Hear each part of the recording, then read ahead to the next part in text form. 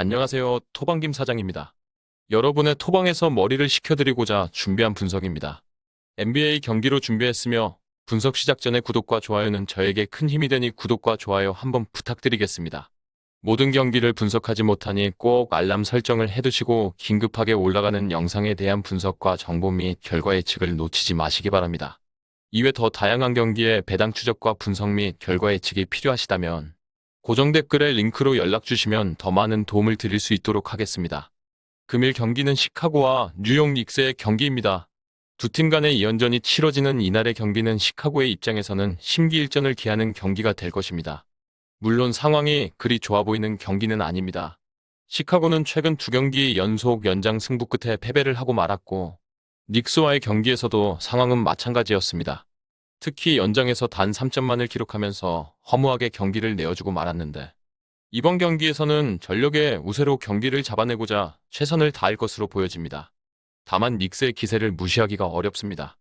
최근 5연승을 달리면서 기세를 이어오고 있으며 그 기반은 역시나 디펜스였습니다. 리바운드가 상당한 역할을 해주고 있는데 실제 닉스의 리바운드는 경기당 47.4개로 리그 3위에 해당하는 기록을 가지고 있고 이번 경기에서도 이 수치는 시카고를 어렵게 만들 수 있다고 충분히 볼 수 있습니다.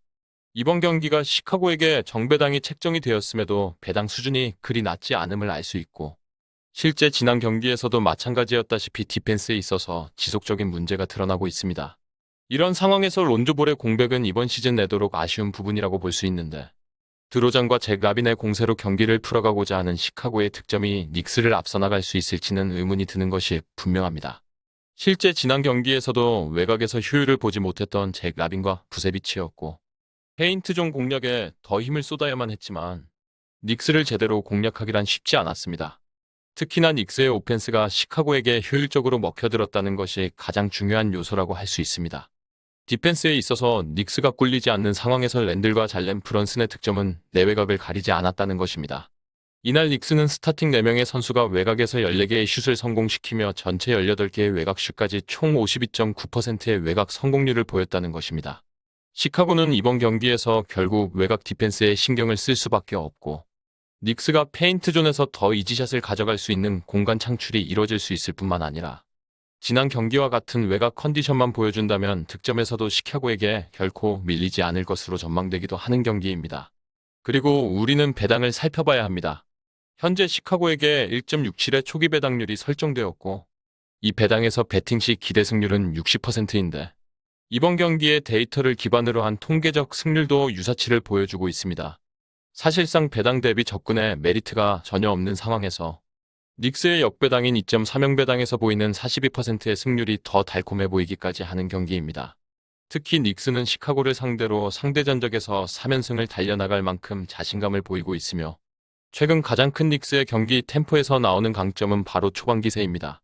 최근 연승 기간을 포함해 6경기 연속으로 1쿼터에 리드 가져간 채 경기를 치렀으며 이 기세는 2쿼터까지도 계속 유지한 채 역전을 허용하지 않았습니다. 즉 이번 경기에서도 상황은 마찬가지라고 보여집니다.